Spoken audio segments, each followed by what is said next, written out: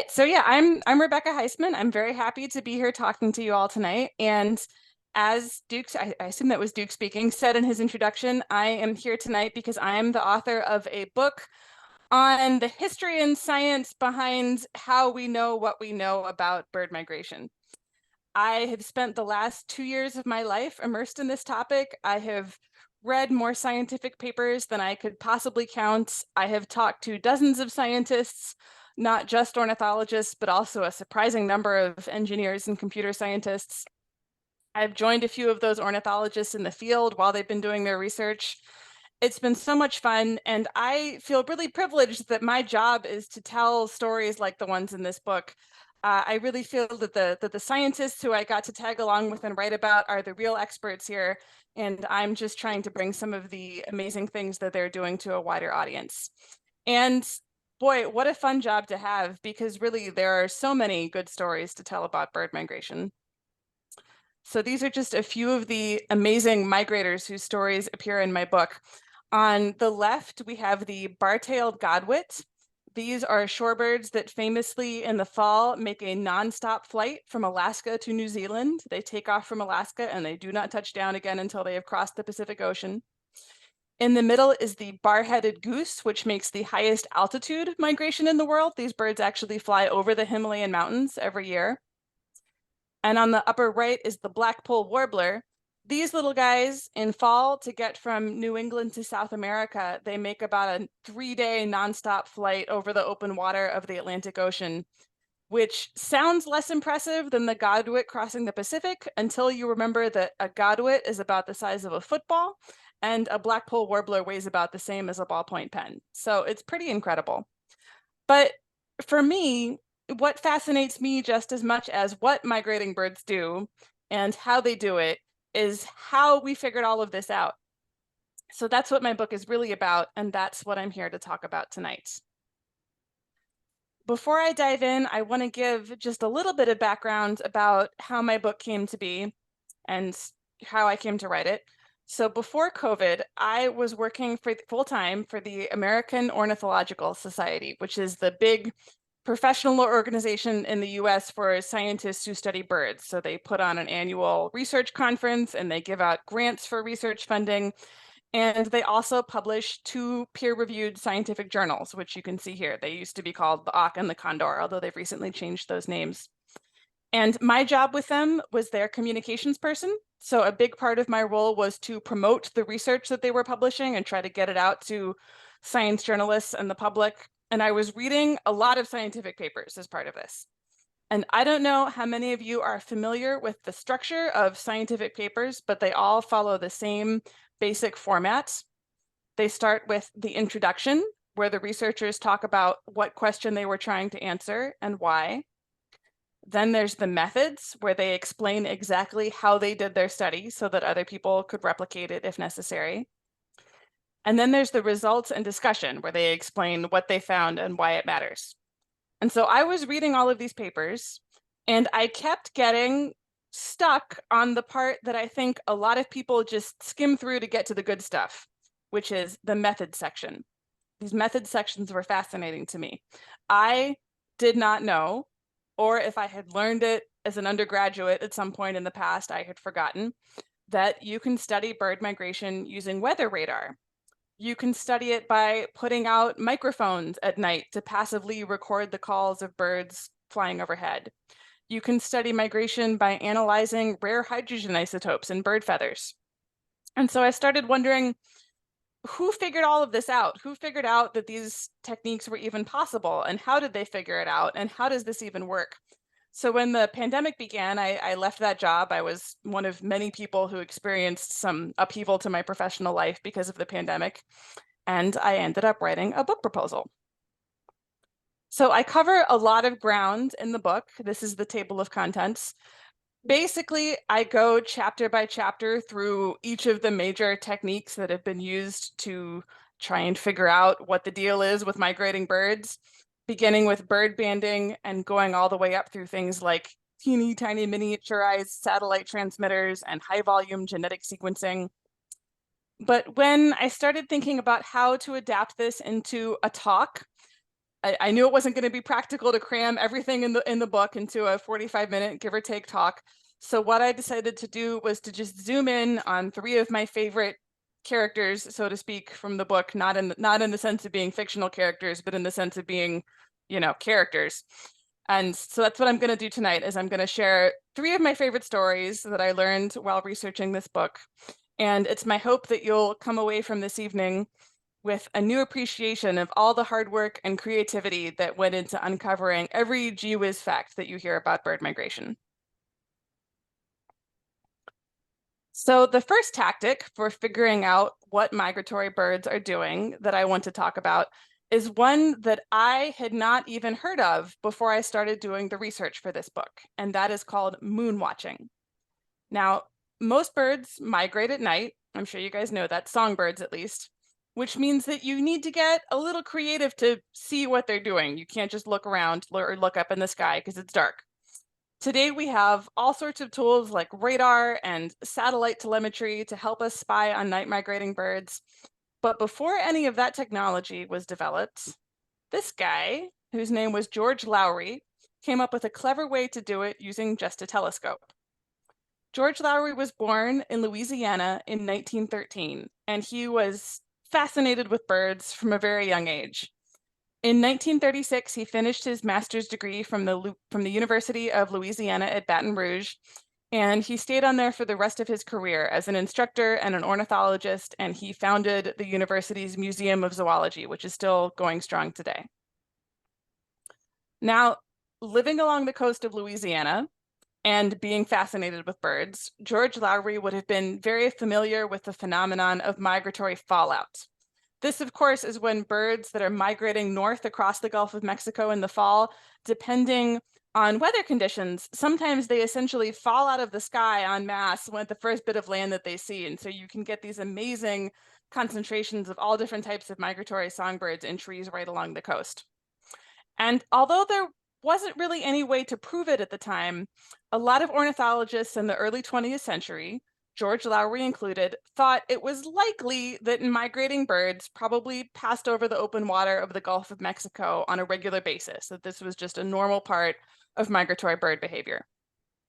But then in the 1940s, a biologist named George Williams, yes, they're both named George, it's a little confusing, but this is George number 2, George Williams, came along and said, hang on, this doesn't make any sense. Why would these birds voluntarily choose to fly over 500 miles of open water when Mexico is right there? Basically, he said they got to be flying through Mexico. I know people don't see these birds there that often, but they must be there. We're just not looking hard enough. Now, George Lowry, George number 1, having seen the evidence of migration over the Gulf with his own eyes in the form of fallout, was really annoyed by this, and he was really determined to come up with a way to prove George Williams wrong once and for all. And so he started casting around for a way that he might do this, and he remembered some quirky ornithology papers from the very opening years of the 20th century, where ornithologists had described looking at the full moon through a telescope during migration and being able to see the silhouettes of birds passing in front of the moon at night. And Lowry thought, maybe I can do something with that. Now, luckily for him, there was an astronomer working at LSU at this time who was also really into birds as a hobby. So Lowry and this astronomer put their heads together, and they came up with a set of equations that would let Lowry take raw data on the number and direction of birds passing in front of the moon in a given amount of time and do some math and turn that into an estimate of the total number of birds crossing an imaginary 1-mile line on the Earth's surface every hour. I realize that's pretty abstract, but what it means is Lowry now had a tool to quantitatively compare how much migration was happening at one time and place with how much migration was happening at another time and place. And there'd never really been a good way to do that before. Lowry called this the migration traffic rate, and he thought that he finally had a tool to demonstrate the volume of birds passing over the Gulf. So April 1945, George Lowry packed up a telescope and he got on a boat that was heading across the Gulf of Mexico for a port on the Yucatan Peninsula. That very first night, He was so excited. He went up on deck. He set up his telescope. He pointed it up at the moon. So excited. I'm finally going to prove George Williams wrong. Here I go. He looks in the telescope.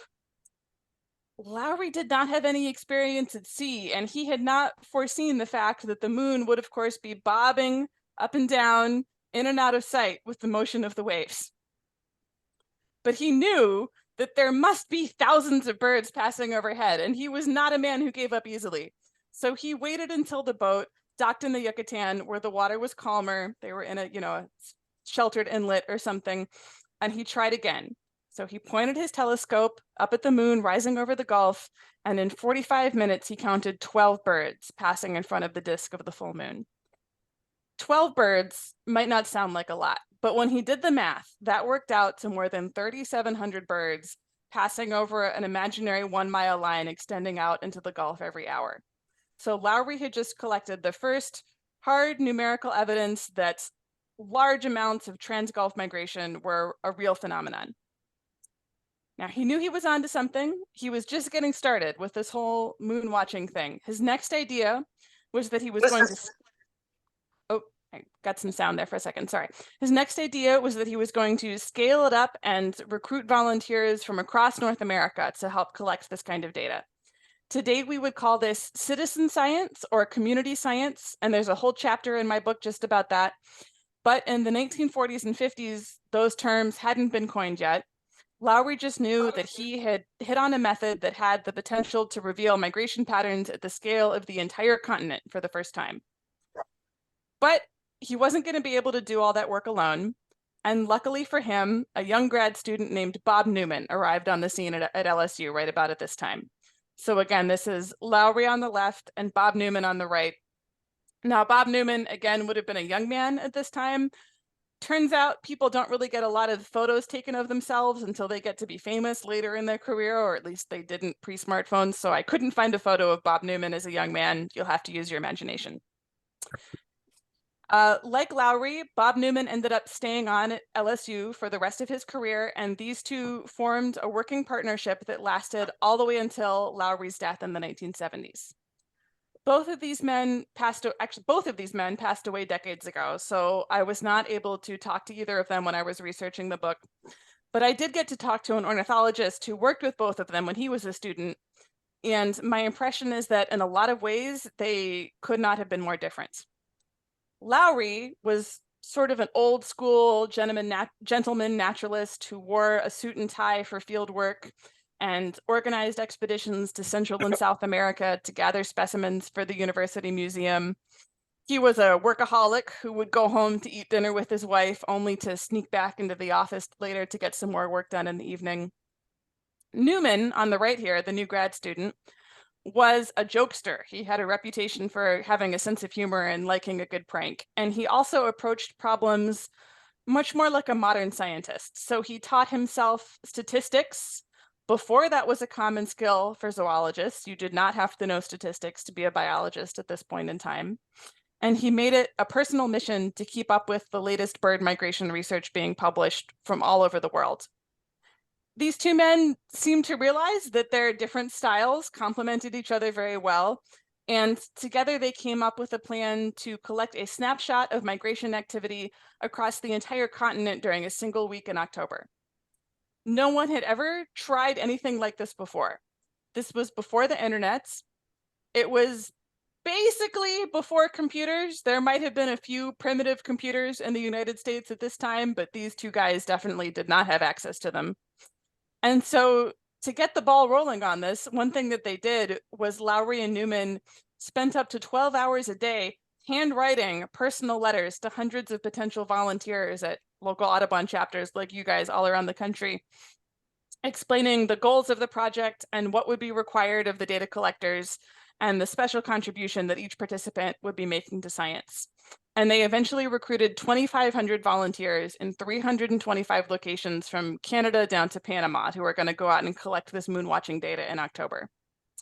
They really wanted to make sure that this went well, so they even took the step of printing up a how-to pamphlet to send off to their volunteers, complete with some diagrams of how to keep yourself comfortable for long stints of staring up at the sky. This is an actual figure from one of their how-to pamphlets. Yeah, knowing that Bob Newman had a sense of humor, I can't decide if this was meant to be funny or if it was just the 50s. I don't know, but this definitely made me laugh really hard when I stumbled across this when I finally got my hands on a PDF copy of one of their pamphlets. Anyway, finally in 1952, telescopes swung into action across North America. But these paper data sheets flooded in from every part of the country and stacked up higher and higher on Lowry and Newman's desks. They realized that they had another problem, which they probably should have thought more about ahead of time, which was what to do with all of this data. Again, no computers. This was before most zoologists even had any training in statistics. They now needed to picture either, because the moon would never be straight up. If you're watching at home, it would be great if you could mute yourself, because otherwise I can hear you in my ears. It's a little distracting. So they now needed to calculate the average direction and volume of bird migration from hundreds of locations. They needed to look up data on temperature and wind and the movement of cold fronts for each of those locations, because they wanted to look for connections with weather patterns. And they needed to check for patterns in, yeah, they need, look, again, sorry, lost my place there. They wanted to look for patterns in how migration related to weather across the entire continent. And they would need to depict all of this on maps, which they would have to draw by hand. It took them 14 years to complete and publish their analysis. Finally, in 1966, their magnum opus appeared in the ornithological journal, The Auk, one of the same ones that I would coincidentally be working for about 50 years later. They titled it A Continent-Wide View of Bird Migration on 4 Nights in October. It included these painstakingly crafted maps where they used red, black, and white arrows to indicate the volume and direction of migrations at locations across the continent on the nights of October 1st through 4th, 1952. In the Midwest and East, you could see these massive migratory flights that spanned multiple states, with reports from a lot of locations that were remarkably consistent on how many birds were passing overhead and what precise direction they were heading in. And you could see that favorable winds and the movement of cold fronts both clearly affected migration patterns across the continent, with the heaviest migration occurring in front of advancing cold fronts. And any of you who like to check the weather forecast during migration to try and guess when the next big wave of birds is going to hit your area are probably familiar with this idea of migrants riding advancing weather fronts. But to see this at such a large scale was totally new at the time that this was published. I feel like now when we have satellite imagery of the Earth and what have you, it's almost hard to imagine how revolutionary this must have seemed to see continent-wide bird migration patterns. So this paper was a blockbuster. It was 40 pages long. It influenced studies of migration for years to come. It was also the last moon watching paper that Lowry and Newman would ever publish, because all of their hard work on moon watching was about to be made mostly obsolete by the rise of a new technology, which was radar. So I'm sure some of you have seen an image like this before. This was taken from the nationwide weather radar system, the same one that you see images from on the Weather Channel with the green and orange blobs to show you where rainstorms are. And you can see some rain on this map over on the East Coast. But all of the round blobs down the middle of the continent that you can see here are birds. So they generally filter migrating birds and other distractions out of the radar images that they use for TV weather reports, but birds actually show up really well on radar.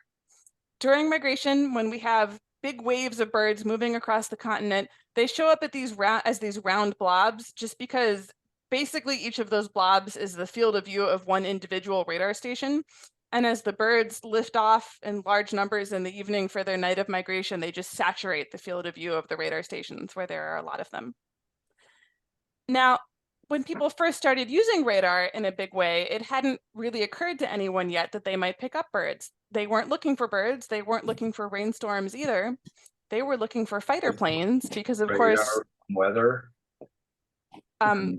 Birds are picked up for it, but they normally screen it out for the Weather Channel.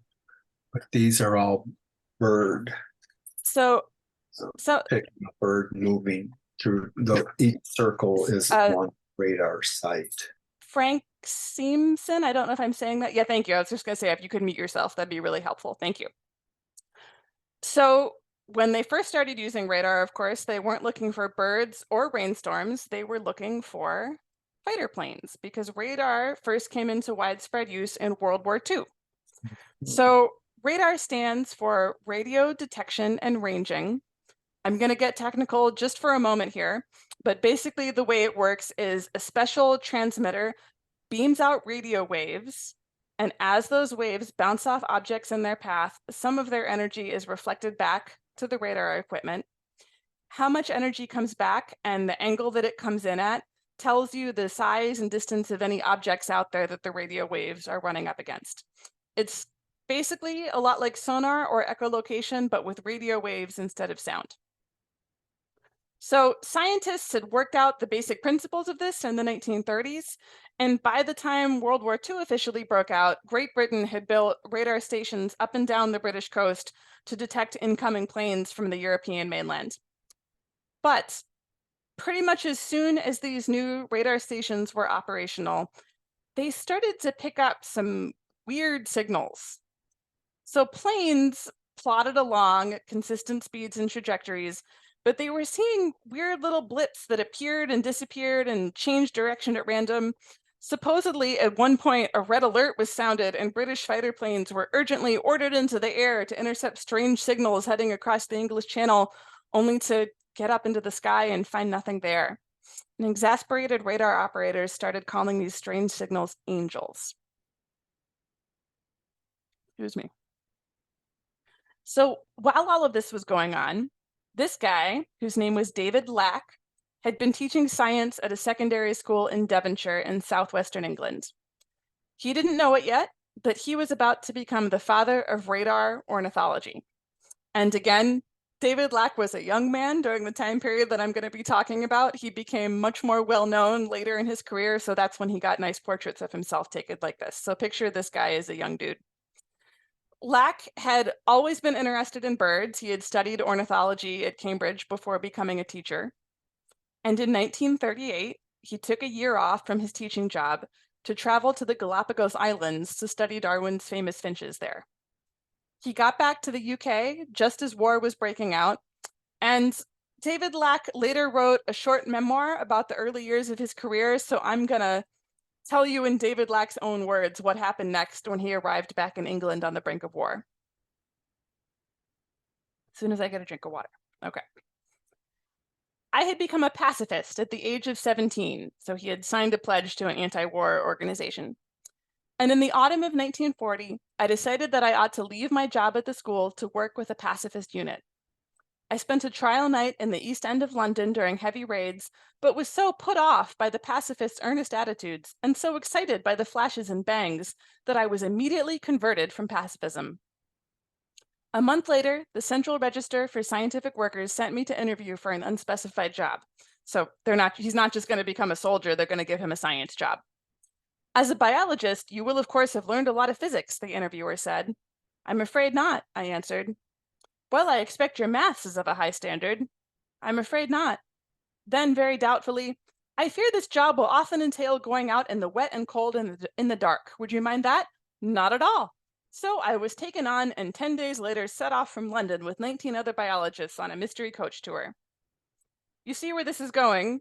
They put him to work working on radar systems because apparently at this point in the war effort, any science degree was good enough to get you a job working on radar. Lack's first posting was to the Orkneys, which are a wet, windy, remote group of islands off the north end of Scotland. I gather Lack was probably the only person happy to be sent there because the birding was really good. He got to spend all of his off hours scrambling around over the rocks looking for birds like puffins and skuas. But shortly after that, he was reintroduced to an old classmate of his from Cambridge named George Varley, our third George of the evening. It's a very popular name for mid-century scientists. So Varley had been an entomologist before the war. He was an insect guy, but now he'd also fallen into the same line of work as Lack. Any science job got you put to work, got you working on radar. And it was Varley who introduced Lack to the mystery of the so-called angels plaguing the radar operators.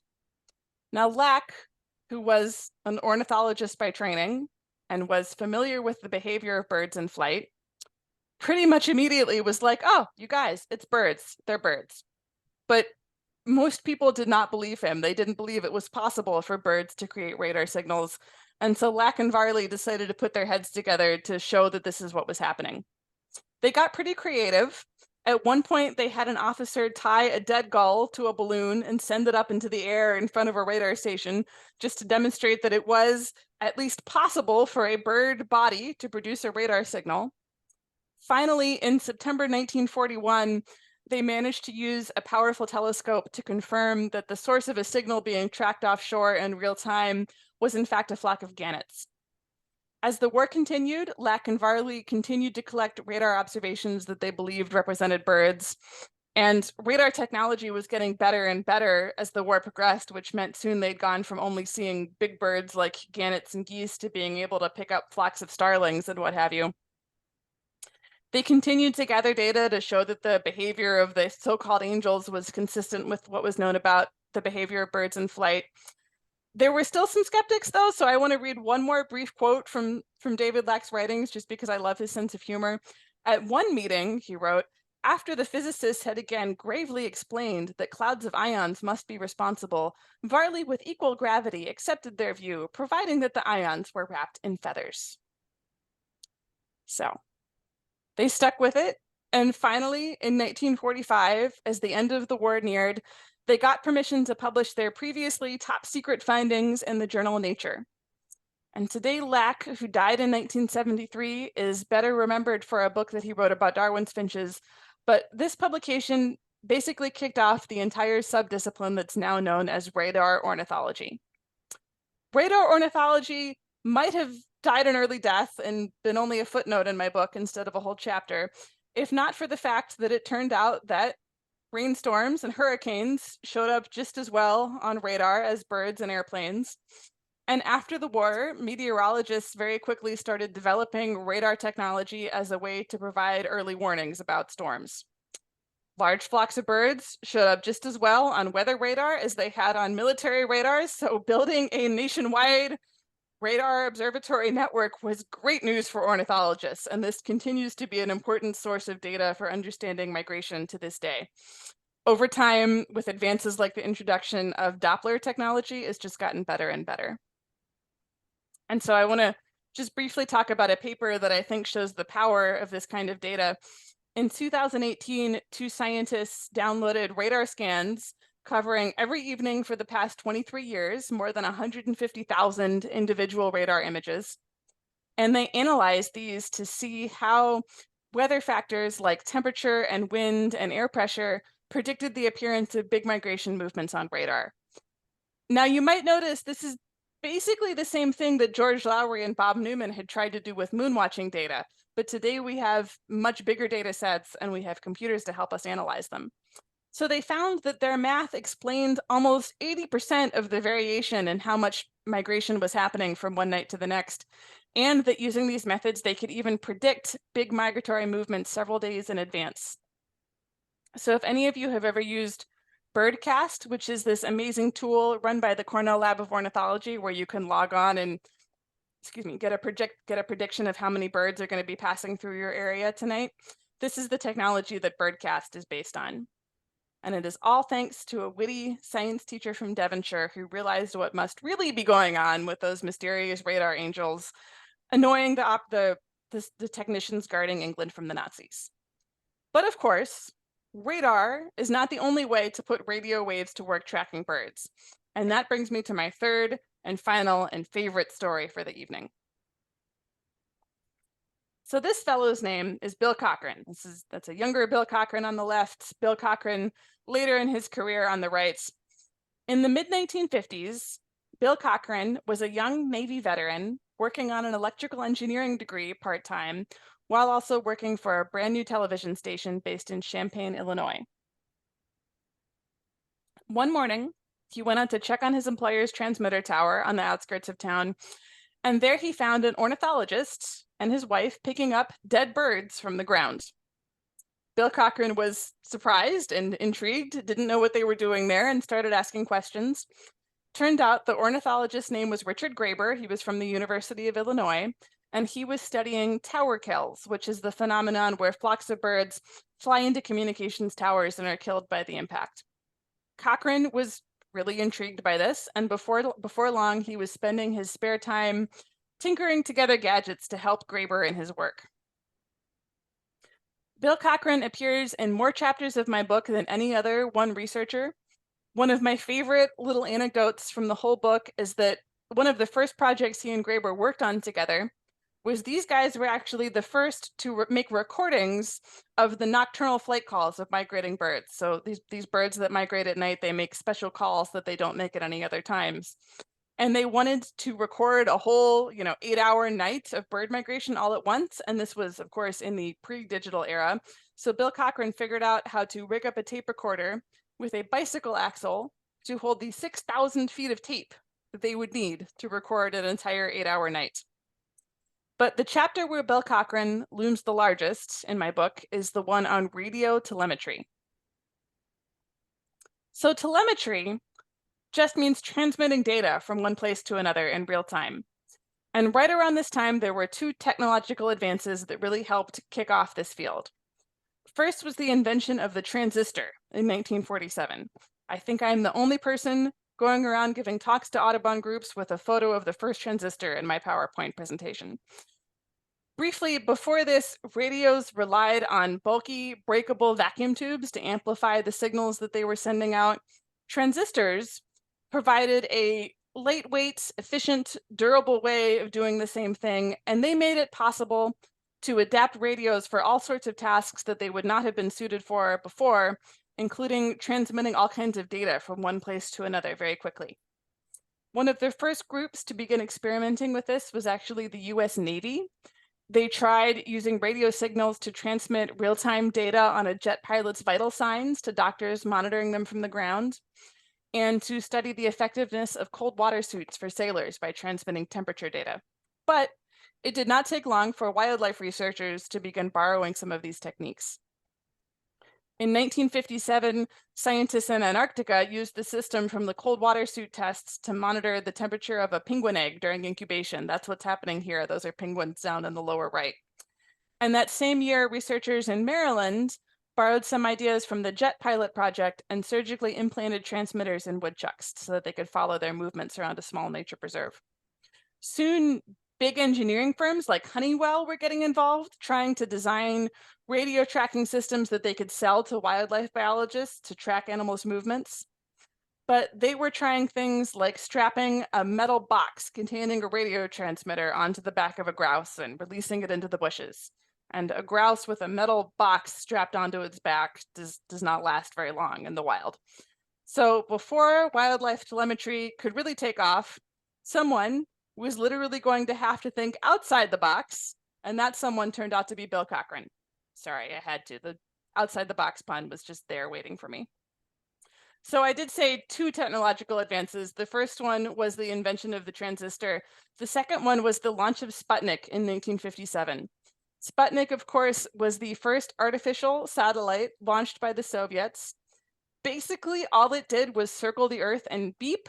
But if you had a radio receiver, you could pick up that beep from anywhere on Earth, and this touched off a whole nother wave of interest in radio technology and what it could do. So by 1960, Bill Cochran, who still had not actually finished that electrical engineering degree, but was apparently something of a transistor savant, had picked up more part-time work helping a University of Illinois astronomer build radio beacons that were going to go up on some of the first US satellites, actually some of the first US spy satellites, although they didn't know that's what they were working on. Cochran was also still working with Graeber and his colleagues over at the Illinois Natural History Survey, and it didn't take long before someone there suggested they try combining Cochran's two part-time gigs. Like, hey, Bill, what do you think would happen if we put one of your radio transmitters on a duck? I don't know, sounds cool, let's try it. So they sent over a duck from the field station on the Illinois River over to the satellite lab.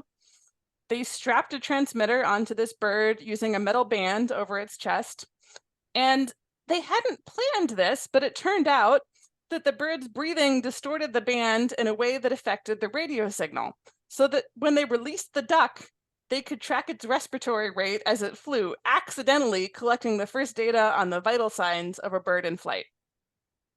The minute that duck took off, Bill Cochran was hooked.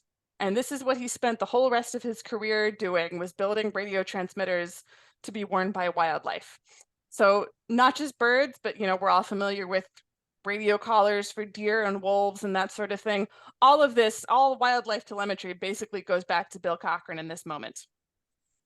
Building a radio transmitter to be worn by an animal requires making trade-offs among a long list of factors, because a longer antenna will give you a stronger signal, and a bigger battery will give you a longer lasting tag, but they both add weight. And Cochran, who wouldn't officially finish that electrical engineering degree for several more years when someone finally told him he had to do those last 2 credits if he wanted to keep his job, turned out to be really good at getting this balance just right.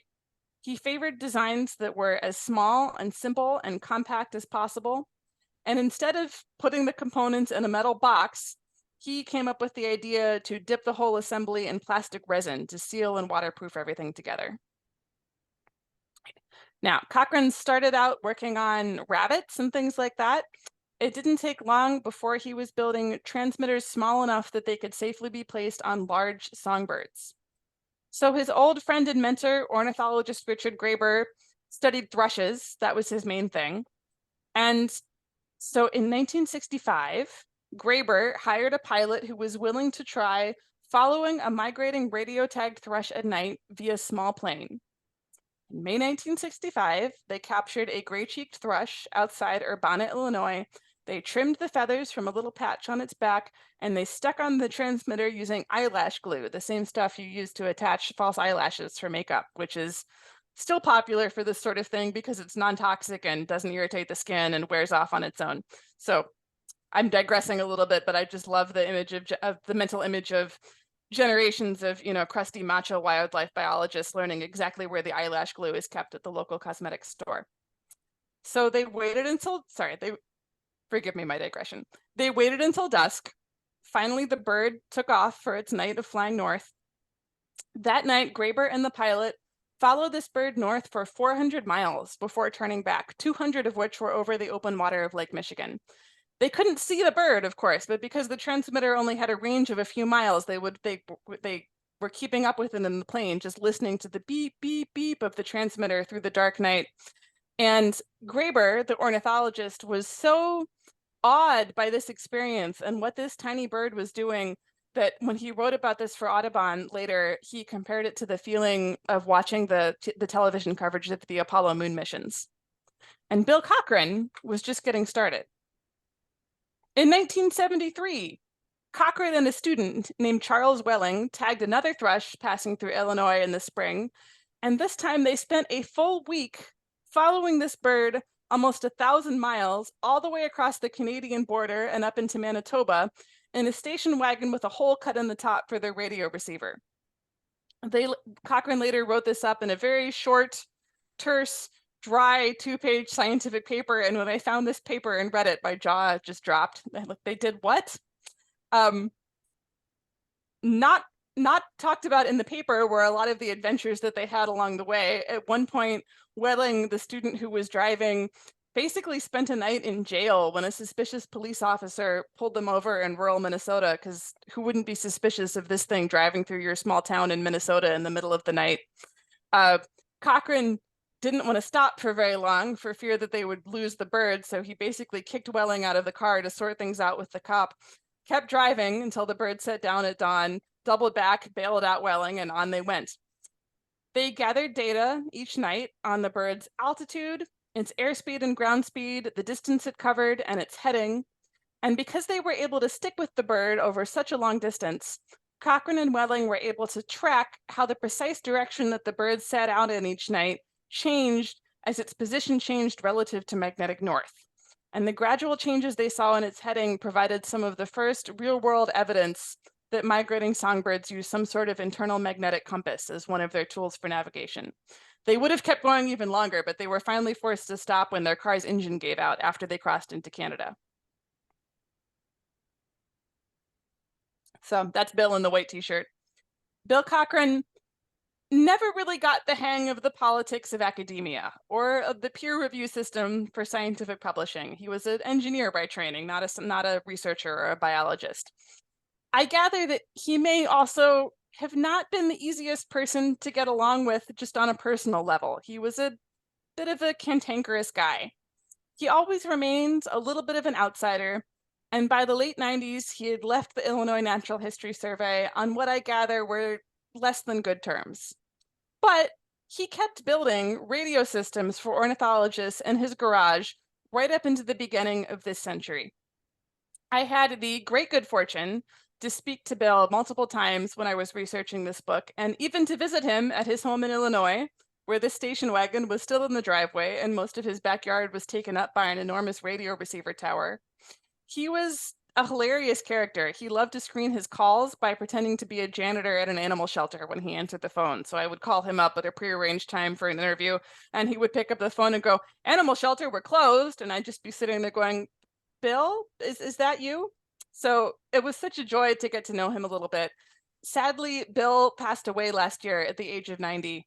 And I really believe that he is an unsung hero of 20th century science. And I'm so happy that my book is hopefully making more people aware of all of the things that he accomplished. So I'm reaching the end of my talk. In my last few minutes, I want to talk about the concept of migratory connectivity and why all of this matters so much. I did intentionally choose historical stories for my talk, largely because I've given this talk to audiences of ornithologists, and I didn't want to be talking about more contemporary research and realize that I was talking about someone who was sitting in the audience, because that just feels awkward. So I promise if you get to read the whole book, it's not all dead white guys. But and in the book, I also cover a lot of the more recent developments in this field, like the latest miniaturized tracking devices and artificial intelligence tools for analyzing big data sets and high volume genetic sequencing, all that stuff. Thanks to all of these recent high-tech advances, we now have a clearer and more detailed picture of bird migration than we've ever had before. That data can really help us target conservation efforts effectively. And that is a good thing because migratory birds are in trouble. I'm sure some of you might be familiar with what's been called the 3 billion birds paper. This is a study published in 2019 that drew on a lot of different data sources to come up with an estimate that there are 2.9 billion with a B fewer breeding birds in North America now than there were in 1970, which is just a staggering loss. Researchers and wildlife managers have been scrambling to figure out how to stop the bleeding. And so when I was writing the concluding chapter for my book and trying to figure out how to tie a bow on the whole thing, I wanted to answer the questions of whether some of these new tracking technologies for migration might be part of the answer, and also just whether there's any reason to feel hopeful about the future when we look at these numbers. And so I called up a couple of the leading experts in migratory bird conservation today to ask them what they thought. I talked to Pete Mara, who's one of the senior authors on this paper and co-founder of the Road to Recovery initiative that grew out of it. And I also talked to Jill Deppy, who's the director of the Audubon Society's Migratory Bird Initiative. They were both very kind to let me call them up and ask them laughably broad questions like, what is the state of migratory bird conservation today? And they had strikingly similar things to say. They agreed that despite all the ever more detailed migration research happening now, we still need more data to understand what's behind the declines of many of these species. They agreed that there's a need to consolidate the data that is being collected and get it into the hands of policymakers and conservation activists to work across borders, to incorporate more partners in the social sciences and more perspectives from Indigenous people. And somewhat to my surprise, they both insisted that yes, there is reason to feel hopeful. So I want to close by reading just a little bit of what Pete Mara said to me when I asked him if he feels hopeful about the future when he goes into work every morning. He said, "I'm very optimistic. We've done this in the past. We've corrected other environmental issues, and now we have to deal with climate change. So while it seems like there's this overwhelming deluge of negative issues and challenges with getting people on board with these things, and constant pressures on nature, I choose to be hopeful and optimistic because I don't see any benefit of being pessimistic or having a lack of hope. I just don't choose to take that route. Don't get me wrong, there are times when I might be negative or spiraling down into a pit of agony, but I'm not going to do that. I thought those were wise words. I don't know about all of you, but when I find myself spiraling down into a pit of agony, I usually just go birding. So that's the conclusion of my talk. I want to thank you all for inviting me to talk to you tonight. I really enjoy giving this talk. If anyone feels moved to go out and buy a copy of my book after hearing this talk, and if you would like a signed book plate to stick in the front to turn it into a signed copy, since I'm not there to sign books in person, I have a stack of book plate stickers in my desk drawer. And if you go to my website here, RebeccaHeisman.com, there's a contact form that goes straight to my email. Just email me and say that you bought a copy of my book and give me your address, and I would love to send you a signed book plate sticker. I also, on my website here, have a monthly email newsletter that you can sign up for where I share all sorts of things related to ornithology and bird conservation, both what I've been writing and other interesting things from around the internet, if that would be of interest. And yeah, the stories I've told tonight are really just barely scratching the surface of everything that's in the book. So I hope some of you do get to read the whole thing, and I would love to take some questions if there are any.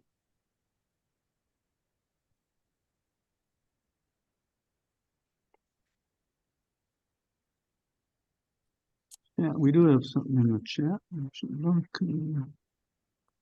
Looks like someone asked in the chat if they could get the citation I just posted. I assume you mean this paper. I'll put it back up so you can, in the upper right there, you can see it was published in Science. So you can take a screenshot or a photo or whatever you'd like to do. Can I ask a question? Go ahead.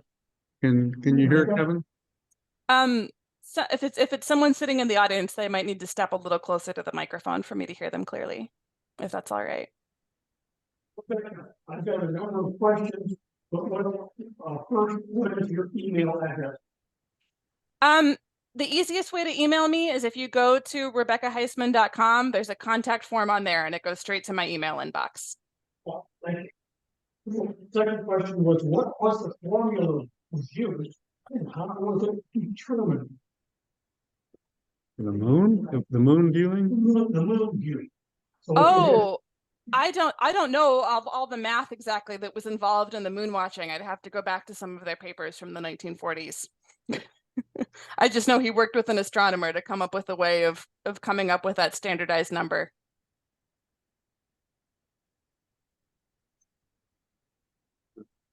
So, I have a question. The three people that you talked about, first George, what bird was he holding? Oh, it's a little hard to hear if people aren't standing right by the microphone, but I assume someone is asking about George Lowry and the ivory-billed woodpecker. Is this the picture? Is this the picture that's being asked about? Yes. Yes, so he is indeed holding a taxidermied ivory-billed woodpecker. Other than moon watching, the thing that George Lowry is most known for is championing some very questionable ivory-billed woodpecker sightings in the 60s and 70s. Good eye to spot that. Bill does not look ivory. Bill looks very dark. You know, now you've got me wondering, because other folks have asked me if that was an ivory-billed, and I have just assumed that it must be because that's what he was known for, but maybe that's affiliated. You've got me questioning myself now. I will admit I am not a really hardcore bird watcher. So some of my ID is a little bit questionable. Yeah. Could be an ivory-billed. Yeah, because Kevin is saying it's very large, so it's very likely. Yeah. An ivory-billed, or at least a faux ivory-billed. Next question. How many birds were killed by the airplane propeller? Chasing the radar? Chasing the radar. 0 as far as I know. Thank you. Yes. Well, Rebecca, that was really enjoyable, really informative, and quite a Thank you very much. quite a Yeah, thank you for having me.